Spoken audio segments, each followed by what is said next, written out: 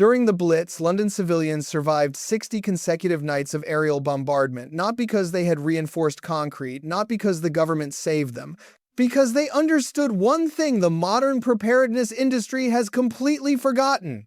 Space geometry and cheap materials beat expensive construction every single time. Your house is a weather shield. It was engineered to keep rain out and heat in. It was never stress tested for blast overpressure, structural cascade failure, or debris impact. The walls you are counting on have the tensile load rating of cardboard compared to what a serious event actually delivers. FEMA tells you to shelter in place. That advice isn't wrong. It's just dangerously incomplete. Subscribe now so you never miss a critical update from this channel, and stay for number 7, the one-item World II civilian shelter manual specifically told families to bring underground. It has nothing to do with food, water, or first aid. And it might be the most important thing on this entire list. 1. The corner load rule. Walk to the lowest floor of your home and find an interior corner, not an exterior wall, an interior corner where two internal walls meet.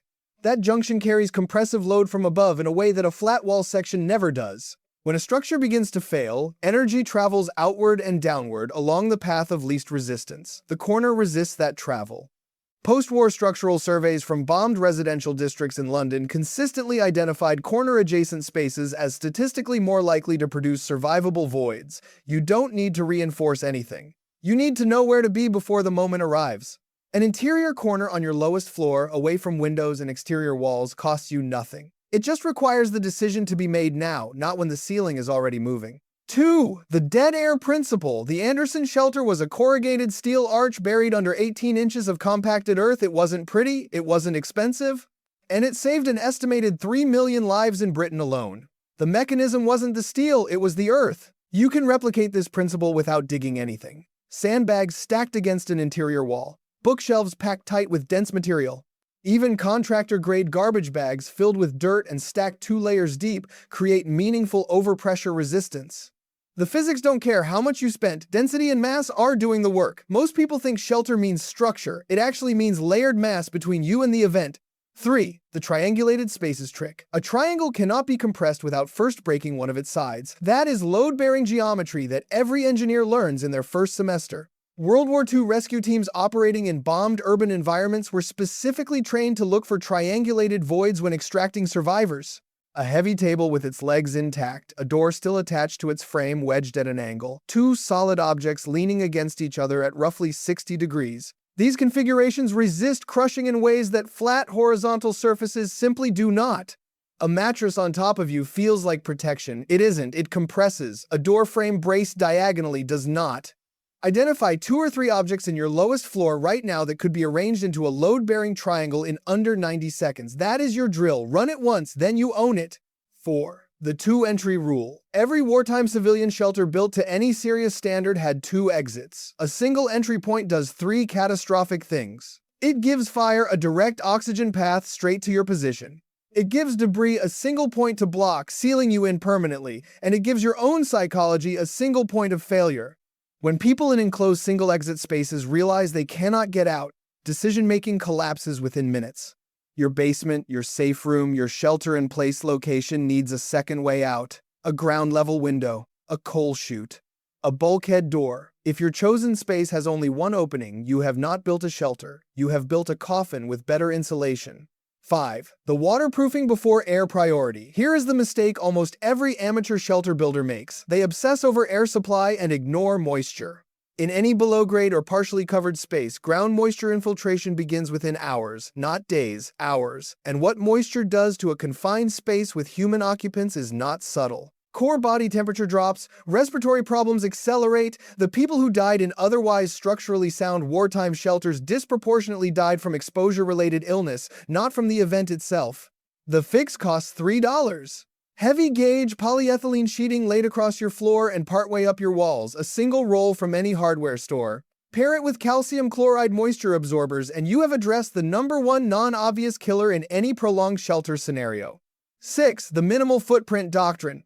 Post-war damage assessment teams working through Dresden, Hamburg, and bombed districts of London documented a pattern that contradicted every instinct people had about shelter size. Smaller spaces survived at higher rates than larger ones. A smaller enclosed volume requires less structural integrity across its span to maintain a survivable ceiling.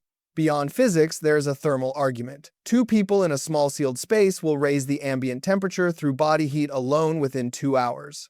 In a winter scenario without fuel, that is the difference between hypothermia and survival.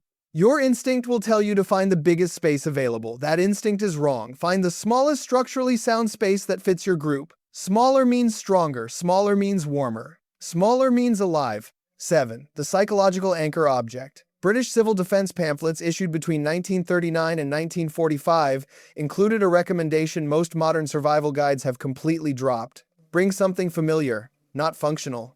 Familiar, a photograph, a child's toy, a book you have already read. Shelter psychologists advising the British government had documented a specific failure pattern in otherwise physically capable survivors. People who were structurally safe, adequately supplied, and physically uninjured were making fatal decisions, leaving cover during active bombardment, becoming non-functional within 18 to 24 hours of confinement. The trigger in nearly every documented case was psychological unmooring. A familiar object interrupts that spiral. It gives the brain a reference point that says the world you knew still exists and you are still a person inside it. Your go bag has a flashlight, a multi-tool, and a mylar blanket. It probably does not have a single item that connects you to the life you are trying to get back to. Fix that. One small photograph sealed in a plastic bag weighs nothing. It costs nothing. And based on documented wartime psychological casualty data, it may do more work than anything else in that bag. The civilians who outlasted the worst bombardment campaigns in modern history were not stronger than you. They had looked at their space, understood its geometry, addressed its weaknesses, and committed to a plan before the sirens ever sounded. That pre-commitment is the entire game. Every item on this list costs under $10 or costs nothing at all. What all of it requires is the willingness to think about this before you need to think about it. The preparedness industry does not want you to know how cheap real survival knowledge actually is.